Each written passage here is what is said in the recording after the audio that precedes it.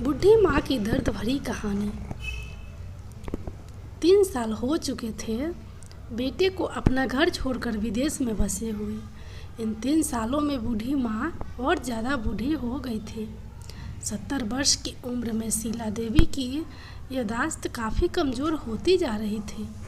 उन्हें रोज़मर्रा की चीज़ें याद न रहती, लेकिन जो उन्हें हमेशा याद रहता वह था उनका बेटा।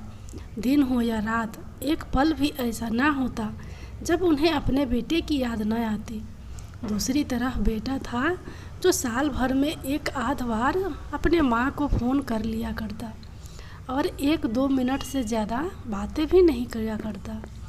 फिर भी यह बूढ़ी माँ टकटकी लगाए अपने बेटे का इंतज़ार करती रहती। एक दिन बेटे का विदेश से फ़ोन आया। हेलो हेलो, सुन रही हो ना माँ? आलोक बोल रहा हूँ, तुम्हारा बेटा। कैसी हो माँ? मैं ठीक हूँ बेटा। तुम, बहू और मेरा पोता कैसा है? माँ ने पूछा। सब अच्छे हैं माँ। मैं अगले हफ्ते गांव आ रहा हूँ तुम्हें लेने। अब हम सब साथ में ही लंदन में रहेंगे। माँ, तुम्हारी बहू कह रही थी माँ को यहाँ पर लेकर आओ, बेचारी अकेली वहाँ परेशान होती होगी। बेटे ने कहा। माँ की बूढ़ी सूखी आंखें आंसुओं से भीग गई। उसके कमज़ोर शरीर के नस नस में खुशी की लहर दौड़ गई। बेटे और बहू का अपने प्रति प्रेम देखकर माँ का मन खुशी से भर आया। बेटे ने आगे कहा, माँ तैयार रहना। माँ, मुझे ज़्यादा दिन छुट्टियाँ नहीं है। जिस से जितने पैसे लेने हैं लेकर रखना। तब तक मैं प्रॉपर्टी डीलर से बात कर लेता हूँ घर के लिए। माँ ने पूछा। हाँ माँ, गांव का घर हमें बेच देना पड़ेगा। अब हम साथ में ही रहने वाले हैं, तो वहाँ पर घर रखने का कोई मतलब नहीं है। बुढ़ापे की वजह से ठीक से चलने में असमक्ष माँ ने पूरे मोहल्ले में घूम घूम कर अपनी इस खुशखबरी को सबको सुनाया।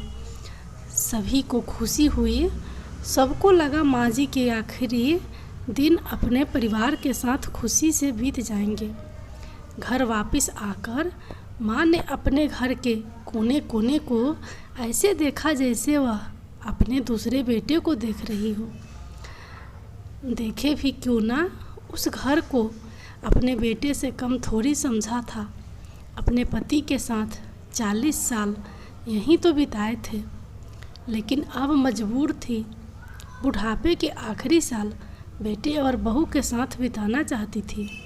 दिल पर पत्थर रखकर घर बेचने के लिए माँ तैयार हो गई। आनन फानन में बेटे ने घर को आधे दामों पर बेच दिया। माँ ने ज़्यादा नहीं, लेकिन जिन चीज़ों से दिल लगाया था उन चीज़ों को समेटा और बेटे के साथ टैक्सी में बैठकर एयरपोर्ट के लिए चली गई। एयरपोर्ट पर आकर बेटे ने माँ से कहा, माँ तुम यहाँ बेंच पर बैठो, मैं सामान और वेडिंग पास की जांच करा कर आता हूँ। वहाँ वक्त लगता है और खड़ा रहना पड़ता है, तुम्हें तकलीफ़ होगी, तुम यहीं आराम करो। मैं यूँ गया और यूँ आया। माँ बेंच पर बैठ गई और बेटा अंदर चला गया। काफ़ी समय हो गया, बेटा वापस नहीं लौटा। माँ सोचने लगी ज़्यादा भीड़ होगी, इसलिए देर लग रही होगी। अंधेरा होने को आया। अब तो लोगों की चहलकदमी भी कम होने लगी। माँ को अब चिंता होने लगी। एक कर्मचारी ने आकर पूछा, किससे मिलना है माँ जी आपको? यहाँ पर क्यों बैठी है?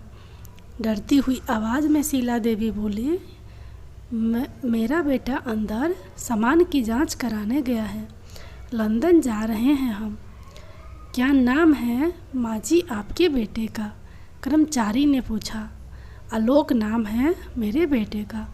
कर्मचारी अंदर गया और थोड़ी देर बाद बाहर लौटा।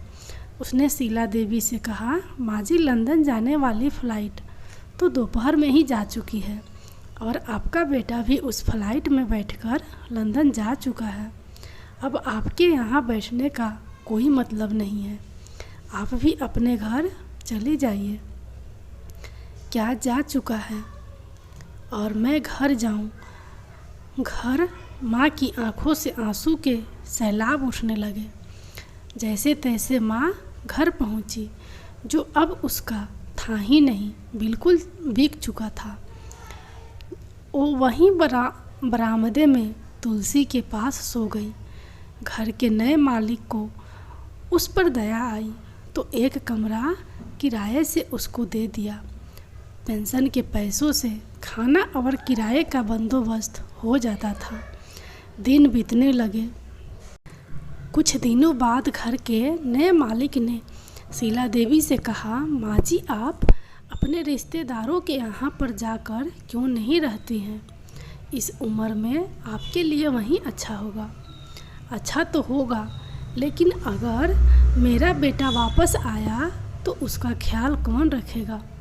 मेरा बेटा बहुत भोला है, उसे अपना ख्याल रखना बिल्कुल नहीं आता है। कहीं नहीं जाऊंगी, क्या पता कब उसे मेरी ज़रूरत पड़ जाए। ऐसे ही होती हैं हर माँ, जो किसी भी हाल में अपने बच्चों को नहीं छोड़ सकती।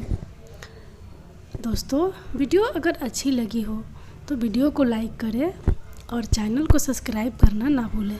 धन्यवाद।